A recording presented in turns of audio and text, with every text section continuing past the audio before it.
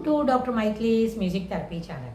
இன்றைய பதிவில் நம்ம habits it's effect on our health என்ற தலைப்பில் சில செய்திகளை நம்ம பகிர்ந்துக்கலாம். சென்ற சில பதிவுகளாகவே என்னெல்லாம் பழக்க வழக்கங்கள் நம்மளுக்கு உபயோகமாக இருக்கும், எந்த பழக்க வழக்கங்கள் நம்மளுக்கு அதான இடையூறு விளைவிக்கும் அப்படியெல்லாம் பார்த்துக்கிட்டு வரோம். ஆனால் எல்லா பழக்கமுமே போதுமான அளவுக்கு நம்ம சிறப்பான அளவில் பயன்படுத்த தெரியும், அதை நம்ம அந்த பழக்கத்தை கை கொள்கிறோம் அப்படின்னு சொன்னால் அதுக்கு இணை அது மட்டுமே அப்படின்னு. ஸோ அது அடிப்படையில் சில வாண்டாத behaviour, nail biting, aggressive behaviour, finding fault, கரெக்ஷனுக்கு ஒத்துக்காத மனம், அது போலெல்லாம் நம்ம பார்த்தோம். ஆனால் இப்போது ப்ரெசன்ட் சினாரியோவில் நம்ம நிறைய பேரோட பழகினா என்ன கிடைக்கும்?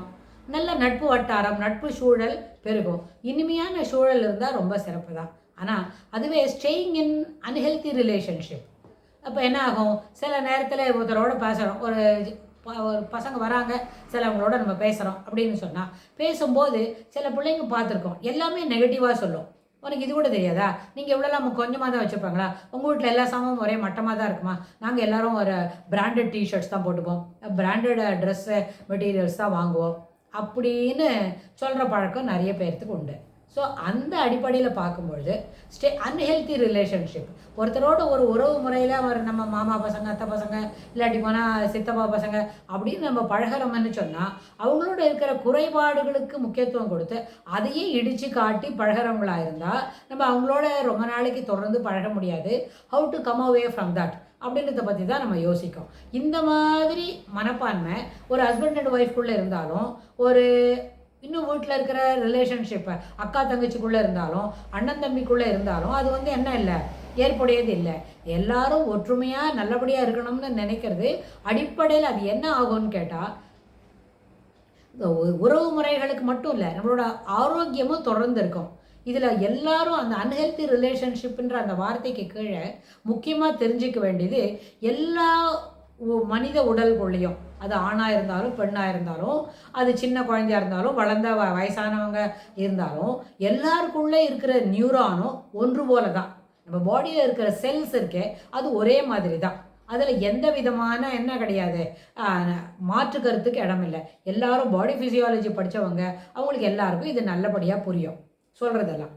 அதனால் நம்ம யாரையோ பற்றி தவறாக பேசுகிறோம், யாரோட குணாதிசயங்களை குறைபாடு சொல்கிறோம், இல்லாட்டி போனால் அவங்கள்ட்ட இருக்கிற தவறான பழக்கங்களை மாத்திரம் நம்ம குத்தி காட்டுறோம். ஒருத்தர் பார்க்கறதுக்கு ஒருத்தர் நல்லா இல்லைன்னு வைங்க, அவங்கள நீ நல்லா இல்லை, ரொம்ப கருப்பாக இருக்க, பச்சையாக இருக்க, ப்ளூவாக இருக்க அப்படின்னு அதை மட்டுமே நம்ம எடுத்து பேசுகிறோம் அப்படின்னு சொன்னால் அது என்ன ஆகும் நாளடைவில்?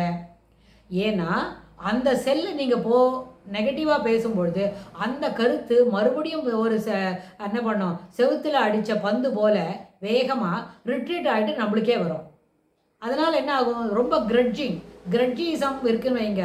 அடுத்த எல்லாரையும் பார்த்து நம்ம ஒரு பொறாமப்படுறோம், அவர் ஜெலஸ், என்வி, அது போலெல்லாம் நம்ம வளர்த்துக்கிறோம் அப்படின்னு சொன்னால் அந்த ஆங்கருக்கு அவங்களோட எதிராளி இருக்கிறவங்களுக்கு தெரியலேன்னு சொன்னால் அது கொஞ்சம் கழிச்சு நெகட்டிவ் ஹேபிட்ஸாக நமக்கே சேரும். அதனால் இந்த யூனிவர்சல் செல் அப்படின்ற அந்த வார்த்தையை நம்ம மனசில் வாங்கினமான நிறைய பேர்கிட்ட கரெக்ஷன் கொட்டி சொல்லித்தரலாம். ஒரு குழந்தை இருக்கு, நல்ல மழை பெய்யுது, கொட்டுன்னு கொட்டுது, அப்போ போய் எனக்கு ஐஸ்கிரீம் வாங்கி கொடுன்னு கேட்குதுன்னு வைங்க.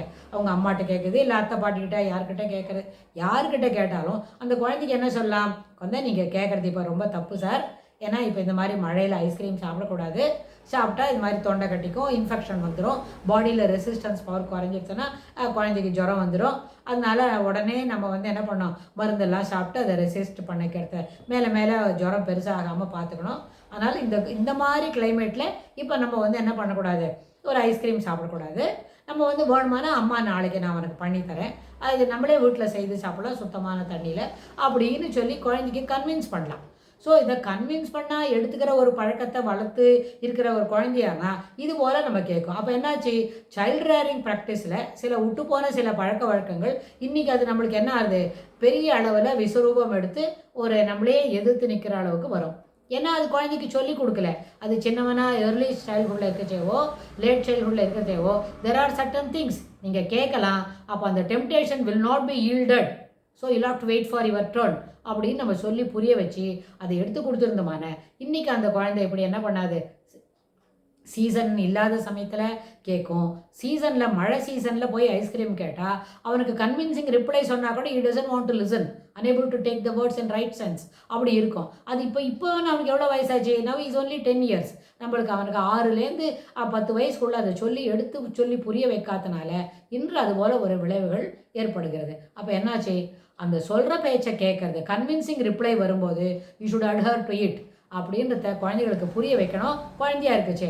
அப்போ அந்த லேட் சைல்ட்ஹுட் தாண்டி அவன் அடல்ட்ஹுட்லாம் வரும்பொழுது இந்த ஸ்டேயிங் இன் அன்ஹெல்தி ரிலேஷன்ஷிப் அதில் வர நெகட்டிவ்ஸ் அதெல்லாம் வரும்பொழுது அதை எடுத்து சொன்னால் அந்த குழந்தைக்கு புரியும். So it is a must. ஒரு நேரமும் அந்த டிலே இன் கிராட்டிஃபிகேஷன்றதை நம்ம ஏற்கனவே சொல்லி கொடுத்தா இப்போ அதுக்கு புரிஞ்சிடும். அது தனியாக வரும். ஸோ அந்த அன்ஹெல்தி ரிலேஷன்ஷிப் அம்மா கிட்ட சொல்லி கொடுக்கச்சு அம்மா நம்மளுக்கு கண்டிப்பாக பண்ணி தருவாங்க, அம்மா செய்து கொடுக்குறது சிறப்பாக இருக்கும்னு அந்த அம்மா ஒரு இன்வால்மெண்ட்டோட கமிட்மெண்ட்டோட குழந்தைகளுக்கு செய்து கொடுத்தா பிள்ளைங்களும் அதை ஏற்புடைய மனசோட ஒத்துக்கும். ஸோ அந்த அடிப்படையில் ஒரு நேரமும் சொல்லிக் கொடுக்குற செய்திகள் ஏற்புடையதாக இருக்கணும். ஏன்னா எப்போவுமே பாசிட்டிவ் பிஹேவியருக்கு தான் இந்த பிஹேவியரிஸ்ட் ஸ்கூலே ஏற்புடையதாக இருக்கும். ஏன்னா ஜெலஸ் ஆங்கர்லாம் சொன்னால் அதெல்லாம் நெகட்டிவ் ஹேபிட்ஸ். அதுலேருந்து we have to come out of it and eschew those behaviours. அப்போ தான் நம்மளால் சிறப்பாக இருக்க முடியும்னு சொல்லி இந்த பதிவை சிறிய அளவில் நிறைவு செய்கிறோம். இதுக்கு தொடர்புடைய செய்திகளை வரப்போகிற பகுதிகளிலும் பார்க்கலாம். தேங்க்ஸ் ஃபார் வாட்சிங்.